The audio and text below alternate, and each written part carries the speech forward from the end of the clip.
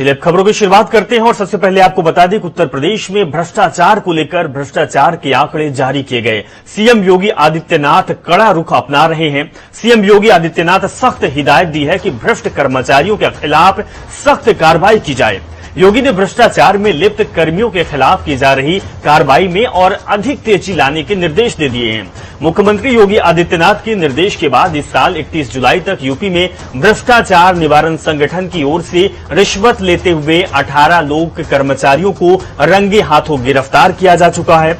उन्होंने ये भी बताया कि इस अवधि में कुल 150 अधिकारियों और कर्मचारियों के खिलाफ भ्रष्टाचार में लिप्तता के संबंध में कार्रवाई की गई, जिसमें 33 कर्मी पुलिस विभाग और 117 कर्मी अन्य विभाग के शामिल थे। कोरोना वायरस की महामारी के शिकार स्वास्थ्य कर्मी से लेकर अध्यापक तक हर वर्ग के लोग हुए हैं। कोरोना की महामारी से कई पत्रकारों की भी मौत हुई। कोरोना के कारण जान गंवाने वाले पत्रकारों को लेकर अब मुख्यमंत्री योगी आदित्यनाथ के नेतृत्व वाली उत्तर प्रदेश सरकार ने हिंदी पत्रकारिता दिवस पर बड़ा ऐलान किया है। कोरोना से जान गंवाने वाले पत्रकारों के परिजनों को यूपी सरकार 10 लाख रुपए की आर्थिक सहायता देगी। सीएम योगी आदित्यनाथ ने हिंदी पत्रकारिता दिवस पर यह ऐलान किया। सीएम योगी के निर्देश पर सूचना विभाग ने पहले ही कोरोना से जान गंवाने वाले पत्रकारों का ब्यौरा जुटाया था। कोरोना वायरस के कारण पत्रकारों की एक सूची भी तैयार की गई है, जो कि हम आपको दिखा रहे हैं।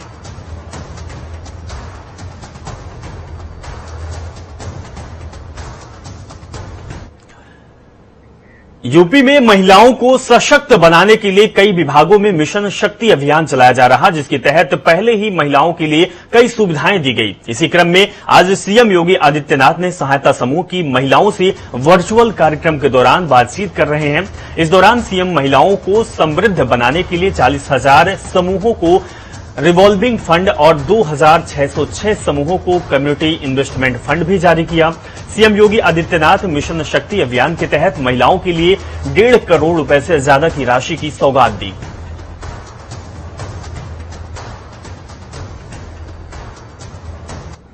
मिर्जापुर में माता विंध्यवासिनी धाम में विंध्य कॉरिडोर का शिलान्यास और रोपवे का लोकार्पण करने के लिए आ रहे गृह मंत्री अमित शाह और मुख्यमंत्री योगी आदित्यनाथ की सुरक्षा को लेकर तगड़ी व्यवस्था की गई।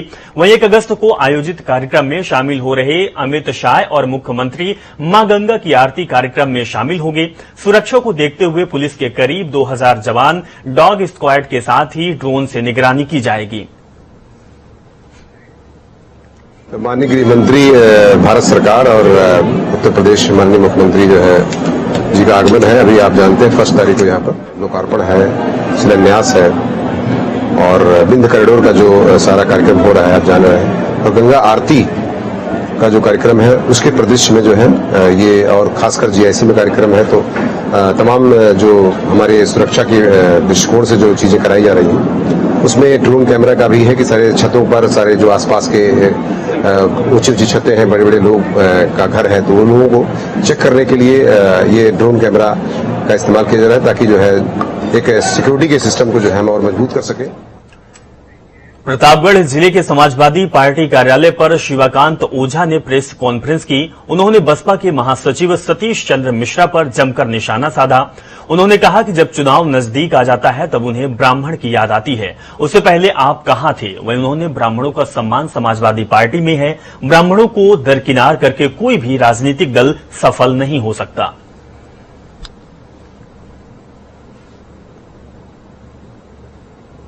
मात्र 6 महीने चुनाव है, 6 महीने ही रह गए तो आपको ब्राह्मण याद आ रहा है। ब्राह्मण और दलित मिलकर के सरकार बना लेंगे आप कह रहे हैं, और वो कहां चला जाएगा जो कहते थे मारो जूता 4, वो कहां चला जाएगा। जो कहते थे चूनी उचारो, चंदन उचारो, मिटाओ, वो कहां चला जाएगा। और माननीय मिश्रा जी पूरा सम्मान पूरी चीज देते हुए, प्रमोशन में आरक्षण लागू किसने कराया बता दें जरा हमको आप। किसको डैमेज किया उन्होंने। आज भी सबसे ज्यादा सरकारी अधिकारी कर्मचारी में काम करने वाला कोई वर्ग है तो ब्राह्मण है, तथाकथित सवर्ण भी कह सकते थोड़ी। आरक्षण प्रमोशन में आरक्षण लागू कराने का काम किसने किया था। हम उसके विरोध में नहीं आज की तारीख लेकिन किया किसने, शुरुआत किसने की, किसका हक छीना आपने? उत्तर प्रदेश बार काउंसिलिंग के अध्यक्ष Shri Shiv Kumar Mehrotra, Allahabad high court bar association के अध्यक्ष अमरेंद्र नाथ सिंह, सीनियर एडवोकेट और उपाध्यक्ष प्रदीप कुमार सिंह की ओर से संयुक्त वक्तव्य में झारखंड के अपर जनपद न्यायाधीश उत्तम आनंद की सुनियोजित हत्या पर कड़ा विरोध व्यक्त किया और संयुक्त प्रेस वक्तव्य में झारखंड सरकार से ये मांग की गई कि उचित कार्रवाई कर न्यायपालिका की गरिमा और अक्षुण्णता की रक्षा के दायित्व का निर्वहन न करें, बल्कि कानून व्यवस्था बनाए रखने में आम जनता के विश्वास को प्राप्त करने का काम करें। इस बात की शासन से मांग करती है कि इस पर केंद्र शासन से और संबंधित राज्य सरकार से मांग करती है कि तुरंत अविलंब इसमें जो भी दोषी लोग हैं उनकी शिनाख्त करके उनको गिरफ्तार किया जाए, वरना पूरे देश की और बार काउंसिल ऑफ यूपी की जितनी भी हमारी शक्ति है वो हम इन लोगों के खिलाफ लगाएंगे और हड़ताल पर जाने में भी अधिवक्ता संकोच नहीं करेंगे। बार काउंसिल के चेयरमैन ने और पूरी बार काउंसिल उत्तर प्रदेश ने इस जघन्य अपराध का विरोध किया है और आज इलाहाबाद हाईकोर्ट बार एसोसिएशन की कार्यकारिणी की भी बैठक हुई। एक जज के ऊपर जो परसों सुबह झारखंड में धनबाद में सवेरे वो टहलने निकले थे और उनको देखा गया सीसीटीवी पे, जानबूझ करके उनके ऊपर प्राणघातक हमला टक्कर मार के किया गया। ये बड़ा दुखद है, चिंताजनक है और यह शासन को, प्रशासन को और पूरे देश के अधिवक्ताओं को यह वक्त सोचने का है, अपनी एकजुटता दिखाने का है और हम लोग इसका विरोध करते हैं और उम्मीद करते हैं कि झारखंड प्रशासन, वहां की सरकार निर्णायक मोड़ पर पहुंचेगी और अपराधियों को उचित दंड देगी। लखनऊ विकास प्राधिकरण की हाई सिक्योरिटी के बीच विवादित Jayaprakash Narayan international convention centre से लाखों रुपए की शावर और बल्ब चोरी हो गए। लगभग 900 करोड़ रुपए से बने इस सेंटर में चोरों ने 165 बाथरूम, शावर और 126 सीपी एंगल बल्ब पार कर दिए।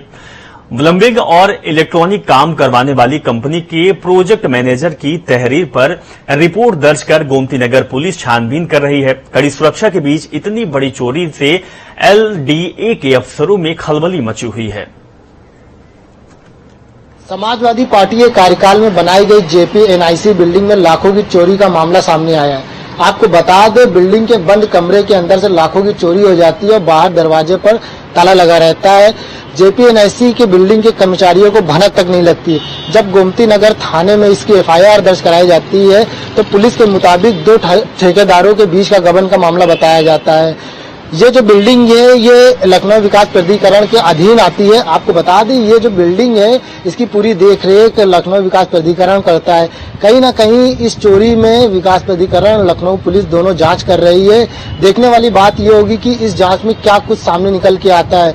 लेकिन आपको बता दें, कहीं ना कहीं ये जो बिल्डिंग है जेपीएनआईसी बिल्डिंग, ये करोड़ों की बिल्डिंग है। इस पर सरकार इसको बेचने के लिए तैयारी भी कर रही थी, लेकिन इस पर चोरी का अब नया मामला सामने आया है। आपको बता दें, जो ये बिल्डिंग है ये एलडीए के पास है। एलडीए के कई कर्मचारी इसमें काम करते हैं, इसकी पूरी देखरेख करते हैं। ये जो चोरी हुई है इस पर कहीं ना कहीं सवाल निशान एलडीए के ऊपर भी खड़े होते हैं कि इतनी बड़ी चोरी कैसे हो गई। लखनऊ से जनता टीवी के लिए विवेक कश्यप।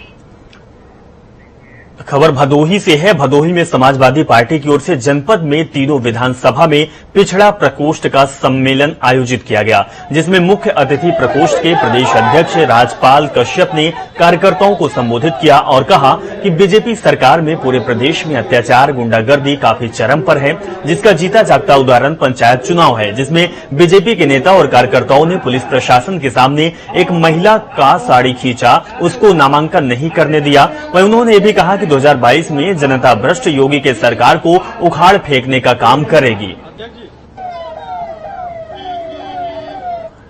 ब्राह्मणों को भी सम्मान अगर किसी ने दिया तो समाजवादी पार्टी ने देने का काम किया। आप देखिए, मंत्रिमंडल को देखिए, विधानसभा अध्यक्ष बनाने का काम किया था, परशुराम की जयंती पे छुट्टी की घोषणा करने का काम किया था। बीजेपी तो लगातार सभी वर्गों को अपमानित कर रही है। परशुराम का भी जयंती कैंसिल की और परशुराम के भी लोग परेशान हैं और भगवान राम के भी लोग परेशान हैं। अब तो राम के नाम पे भी घोटाला करने का काम कर रहे हैं लोग। इसलिए सब परेशान है और निषाद राज भी परेशान है, उनके वंशजों को भी परेशान किया जा रहा, उनका आरक्षण नहीं मिल रहा, तो सभी लोग परेशान हैं, दलित, पिछड़े, आदिवासी सब परेशान हैं और ये सब इकट्ठा होकर इंतजार कर रहे हैं कि 2022 का चुनाव कब आएगा और वे सब बदला लेने का काम करेंगे।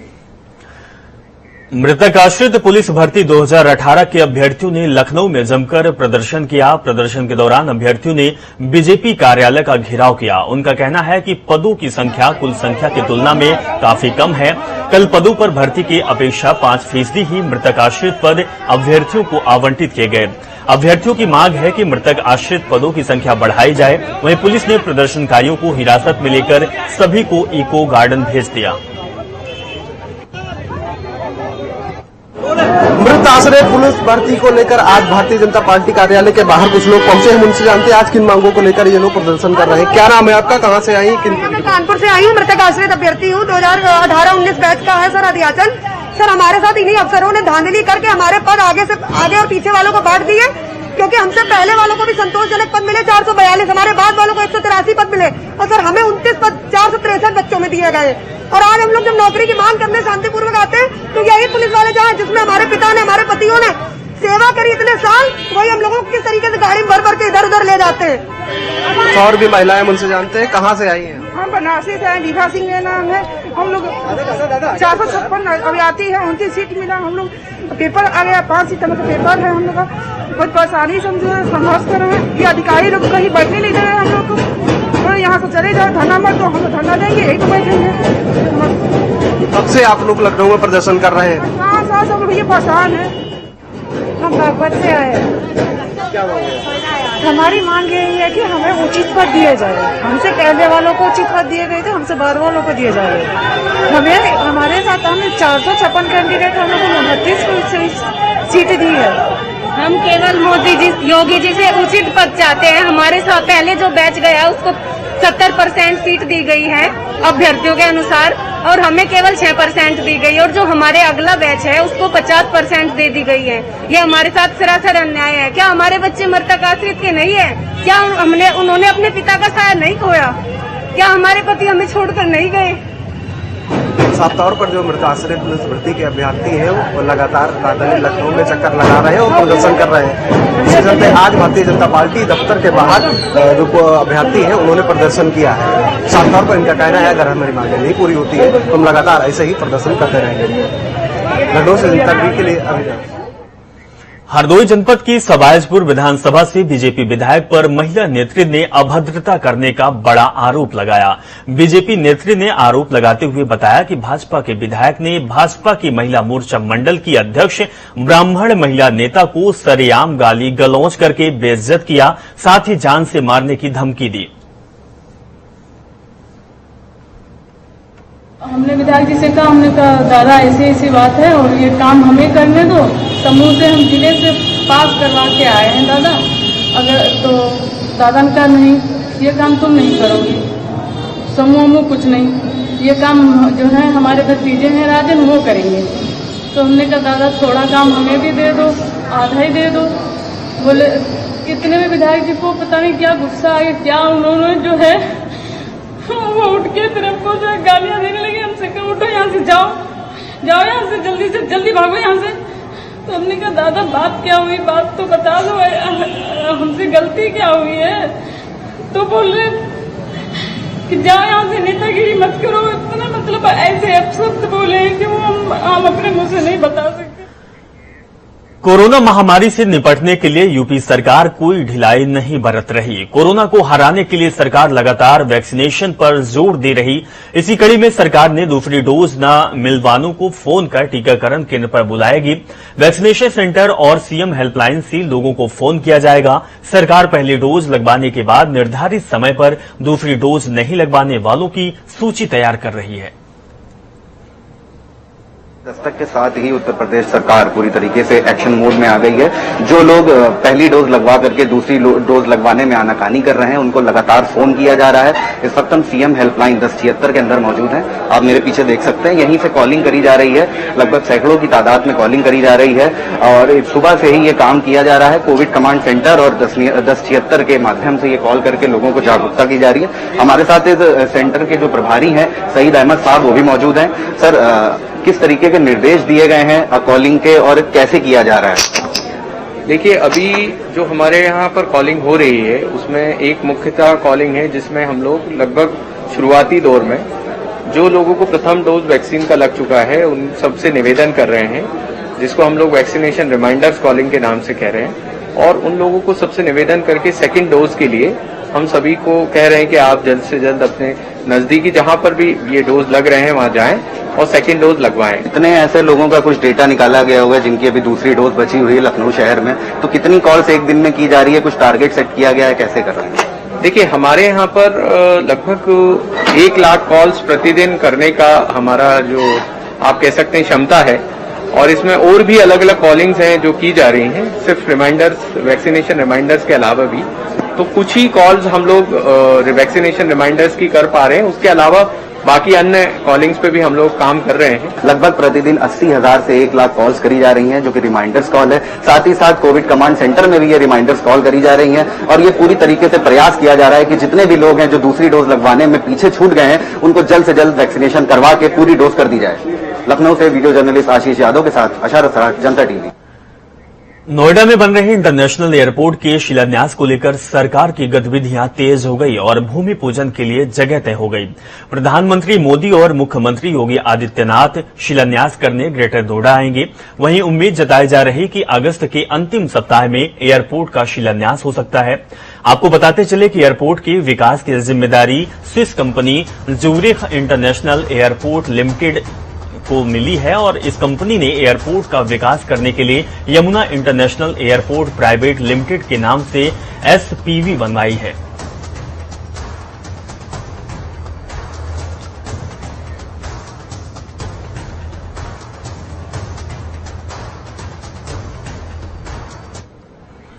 रुद्रपुर में तिलक राज बेहड़ ने कहा कि कांग्रेस पार्टी को बूथ स्तर पर मजबूत बनाया जाएगा। संगठन को गतिमान बनाने और कार्यकर्ताओं के मतभेद दूर कर आगामी विधानसभा चुनाव में प्रदेश में कांग्रेस का परचम लहराना उनकी प्राथमिकता है। 3 अगस्त को देहरादून में प्रदेश की कोर कमेटी की बैठक में चुनाव के लिए रणनीति बनाई जाएगी। ये बात कांग्रेस के कार्यकारी प्रदेश अध्यक्ष तिलक राज बेहड़ ने अपने आवास में पत्रकारों से बातचीत करते हुए कही है।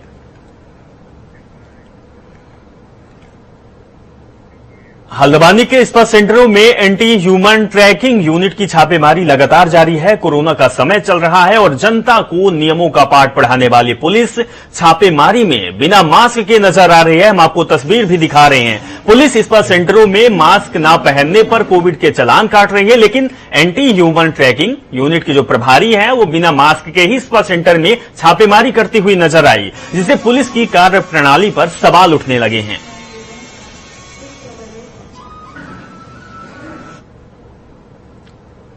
हाँ, काफ़ी समय से स्पा और मसाज सेंटर की शिकायतें आ रही थी अनियमितताओं की, तो इसलिए हमारा रेगुलर चेकिंग अभियान है एंटी ह्यूमन ट्रैफिकिंग यूनिट का। तो उसके लिए इसी क्रम में आज हम लोग यहाँ टीम लेके आए थे। तो जो लाइसेंस धारक हैं वो मौजूद नहीं मिले हैं, तो उसकी जांच की जा रही है और जो भी कार्रवाई हमारे पुलिस के स्तर से होगी वो होगी और प्रशासन को भी रिपोर्ट दी जाएगी। तो उसमें जो भी प्रशासन के स्तर से कार्रवाई होगी तो मानकों के अनुसार जो भी चलेंगे, मालिक हैं वहाँ मौजूद रहने चाहिए और जो भी मानक हैं स्पा और मसाज सेंटर के लिए जो एम्प्लॉयज़ हैं वो डिप्लोमा होल्डर्स होंगे, जो भी मानक हैं उनके अनुसार कार्रवाई ये चलाए जाएंगे। तो इसके लिए जो है प्रशासन और पुलिस संयुक्त रूप से कार्रवाई करेगी और इसमें हम लोग लगातार इसमें चेकिंग अभियान चलाएंगे रेगुलर बेसिस पे। देवस्थानम बोर्ड को भंग करने को लेकर केदारनाथ धाम के तीर्थ पुरोहितों का आंदोलन पिछले 1.5 माह से लगातार चल रहा है। भारी बारिश के बीच भी पुरोहित केदारनाथ मंदिर परिसर में आंदोलन कर रहे हैं। तीर्थ पुरोहितों का कहना है कि जब तक बोर्ड को पूर्ण रूप से भंग नहीं किया जाता तब तक आंदोलन चलता रहेगा। पुरोहितों का कहना है कि बोर्ड का गठन होने से उनके अधिकार प्रभावित हो रहे हैं। जब से ये बोर्ड का गठन हुआ तब से इसका विरोध किया जा रहा, लेकिन अभी तक सरकार ने बोर्ड को भंग करने का कोई निर्णय नहीं लिया। आरोप यह भी है कि केदारनाथ धाम में सरकार और प्रशासन जबरन उनकी निजी भूमि के साथ छेड़छाड़ कर रहे हैं।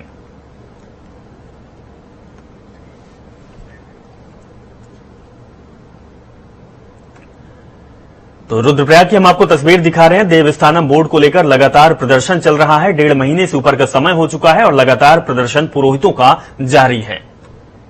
रायबरेली में फरियादी लेकर जिलाधिकारी कार्यालय पहुंचे एक दंपति को सिटी मजिस्ट्रेट ने धक्का देकर भगा दिया। फरियादी ने बताया कि उसकी जमीन पर कुछ दबंगों ने कब्जा कर रखा है, जिसकी शिकायत के बाद पुलिस प्रशासन की ओर से कोई कार्रवाई नहीं की गई, जिसके बाद उसे सिटी मजिस्ट्रेट ने भी धक्का मारकर भगा दिया। आपको बता दें कि सिटी मजिस्ट्रेट की ओर से इससे पहले भी अभद्रता करने के मामले सामने आ चुके हैं। फरियादी दंपति को धक्का मारते हुए सिटी मजिस्ट्रेट का वीडियो सोशल मीडिया पर वायरल हो गया है और हमारे कैमरों में भी कैद हो गया, जो हम आपको दिखा रहे हैं, और ये वीडियो तेजी से वायरल हो रहा है। मामले का निस्तारण न होने पर दंपति ने बच्चों के साथ आत्मदाह करने की चेतावनी दी।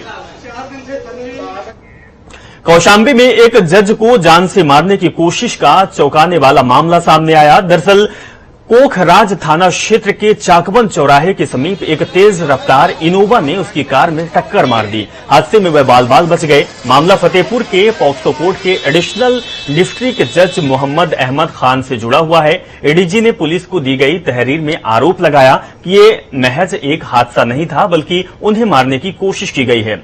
उन्होंने बताया कि 2020 में वे बरेली में तैनात थे और इस दौरान उन्होंने एक आरोपी को जमानत याचिका खारिज कर दी थी। उसने सभी परिवार समेत जान से मारने की धमकी दी। जज ने खुद इस मामले में एफआईआर दर्ज कराई है। फिलहाल इस बुलेटिन में बस इतना ही और खबरों के लिए आप जुड़े रहिए और देखते रहिए जनता टीवी। नमस्कार।